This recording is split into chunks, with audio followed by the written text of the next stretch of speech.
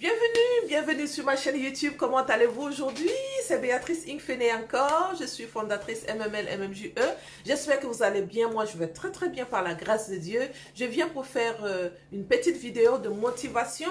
Je vais juste encourager les femmes qui sont désespérées. Les femmes qui pensent que la solution pour pouvoir attirer l'homme dans son panier, c'est tomber enceinte et dire à l'homme de mettre une pression sur l'homme afin que l'homme les épouse.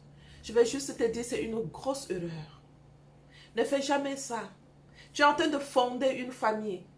Tu es en train de fonder toute une dynastie. Et tu ne le fondes pas sur le mensonge. Le mariage, je vous ai toujours répété sur cette chaîne, que c'est une institution de Dieu. Pensée, réfléchie, créée par Dieu. Il n'a pas besoin que nous le fondons avec les mensonges. Tu fondes avec les mensonges, tu vas vivre les douleurs. Tu fondes le mariage avec les mensonges, tu vas payer très cher. Réfléchis avant de faire ces choses-là. Réfléchis avant de t'engager et mettre pression sur un homme. Parfois même ce sont les maris de quelqu'un. Mais tu sais qu'il est marié. Tu engages un mariage sur les bases qui sont biaisées. Tomber enceinte et puis mettre pression sur la personne. Je suis enceinte. Il y en a qui te disent carrément il faut avorter parce que je ne suis pas prête pour avoir des enfants hors mariage. Filles, femmes, nous ne sommes plus à l'ère ancienne que tu comptes sur un homme pour bâtir ta vie. Tu dois être bâti pour donner le meilleur à l'homme. Je faisais un live aujourd'hui sur ma page Facebook accompagnement et conseil. Et je disais aux femmes, lorsque tu rentres dans le mariage en demandant de l'homme et que tu ne reçois pas, tu deviens une femme qui est brisée. Tu deviens une femme qui devient dépendante affective. Tu oublies même ta mission. Pourquoi Dieu t'a créé? Tu oublies même que tu es la solution de l'homme. Tu oublies que tu es une aide. Plusieurs fois, je vous ai dit ici, qu'il y a des femmes qui sont rentrées dans le mariage en attendant de l'aide de l'homme. Que l'homme soit pour eux une aide financière, émotionnelle, physique. Physique, ça veut dire, il doit les aider dans la maison. Et s'il n'aide pas, ça devient un problème. Nous sommes en Occident et nous savons très bien en Occident, nous avons besoin d'assistance. À seul, parfois, on n'arrive pas. La femme doit être sage. Ne pas demander à l'homme, aide-moi. Mais en comprenant sa mission de vie qui est créée pour aider l'homme. Et lorsque tu as un mari qui ne t'aide pas, il ne sert à rien de gérer avec la colère. Tu sais, la femme c'est le cœur de Dieu. Et Dieu écoute les femmes plus que tout. Dieu écoute les cris des femmes facilement. Anne était allée dans la prière juste en murmurant. Le prophète Élie lui a dit, va passer ton vin ailleurs. Elle a dit, je suis en train de prier. Juste en murmurant, Dieu a entendu sa prière. Il lui a donné un enfant. Quelle est ta souffrance que tu es en train de porter plus fort dans le mariage et que tu n'arrives pas à déposer au pied de la croix? Et que tu penses que c'est l'homme qui doit t'aider plus que ton créateur.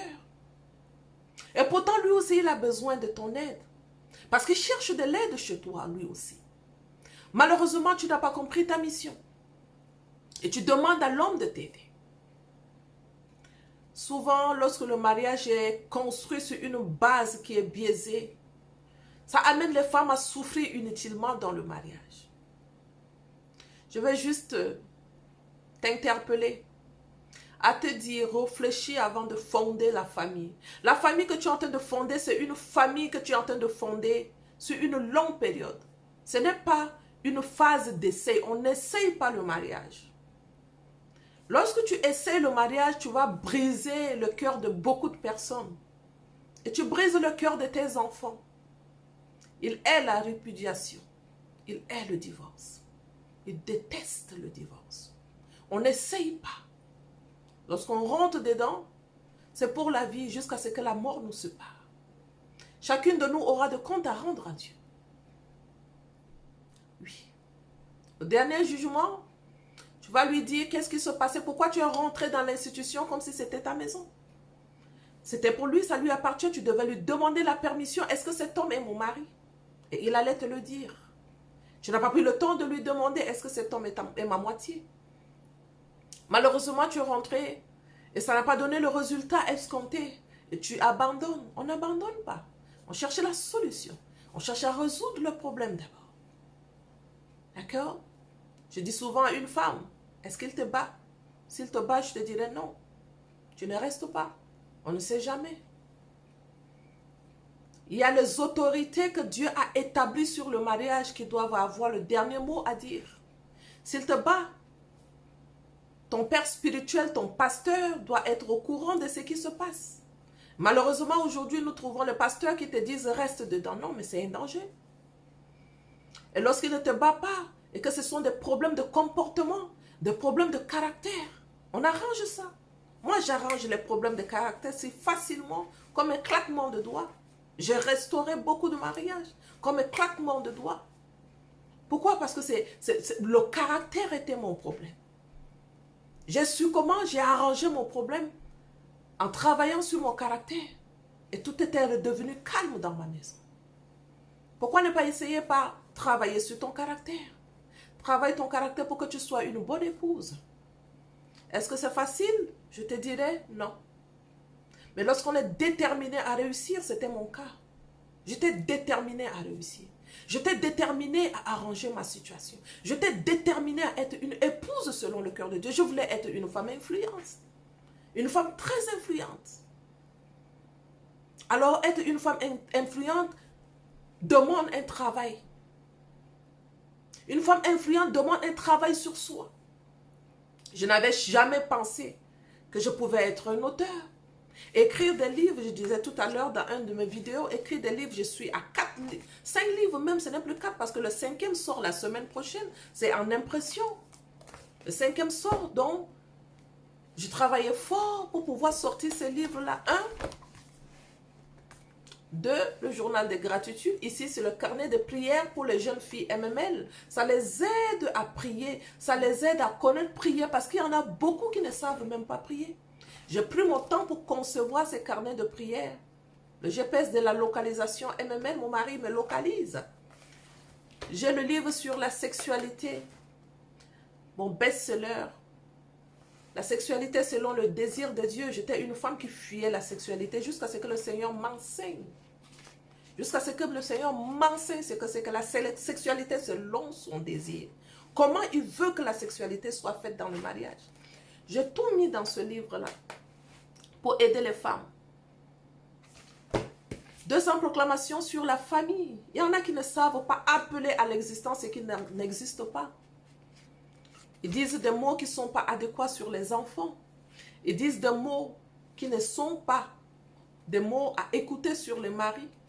Il faut appeler le mari avec des mots qui appellent à l'existence ce qui n'existe pas. La foi. Et donc, je l'ai mis dans ce livre. C'est la parole de Dieu que j'ai déclarée, proclamée, décrétée. La Bible dit, Job, as-tu commandé au matin? Il faut que tu te lèves le matin et tu commences à commander ta journée avec 200 proclamations. Je proclame selon Psaume 91, 16, que l'Éternel me rassasiera de longs jours et il me fera voir mon salut au nom de Jésus. Je déclare que mon Dieu fait de moi un sujet de bénédiction. Il envoie sur moi et ma maison des pluies de bénédiction et que ma vie et ma maison soient l'expression d'une inondation continuelle de bénédictions divines au nom puissant de Jésus. Je déclare, comme la femme du Proverbe 31, j'accomplis mon travail avec joie pour le service du Seigneur au nom de Jésus-Christ. Je proclame que dans ma famille, nous soyons nos attitudes et nos postures au nom de Jésus. Et je déclare, je décrète que je suis une personne diligente. J'accomplis avec ferveur un travail excellent au nom de Jésus. Si je continue à te raconter ou à te lire, à te dire ce qui est dans le cahier de son proclamation, on va dormir ici. Ce sont des proclamations qui bâtissent les femmes. Ce sont des proclamations qui bâtissent les familles. N'oublie pas de prendre ton cahier de proclamation, 200 proclamations. N'oublie pas de prendre ton livre Sexualité selon le désir de Dieu. N'oublie pas de prendre ton journal de gratitude. Le journal de gratitude, j'enseigne aux femmes comment tu dois dire tes gratitudes à Dieu. C'est un livre qui est très très bien. J'accorde le pardon à. Tu pardonnes. La gratitude est le secret de la vie. L'essentiel est de remercier pour tout. J'aime beaucoup mon cahier de gratitude. Le matin, j'écris tout ce que je veux voir de la journée. Donc, tu as plein de passages, de pages que tu écris ton gratitude. La gratitude ouvre le cœur à l'amour. Il y a tellement de choses dans ce livre-là que tu dois les exploiter. Mon peuple périt manque de connaissances. Il faut connaître, il faut avoir de la connaissance. Ça te bâtit.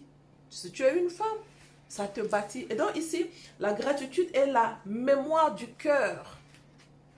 J'ai tellement mis des choses dedans sur la gratitude et ça va t'aider. Qu'est-ce que la gratitude? La gratitude est le fait de reconnaître un bienfait. Elle est un sentiment éprouvé lorsqu'on est en position de bénéficiaire d'un bienfait.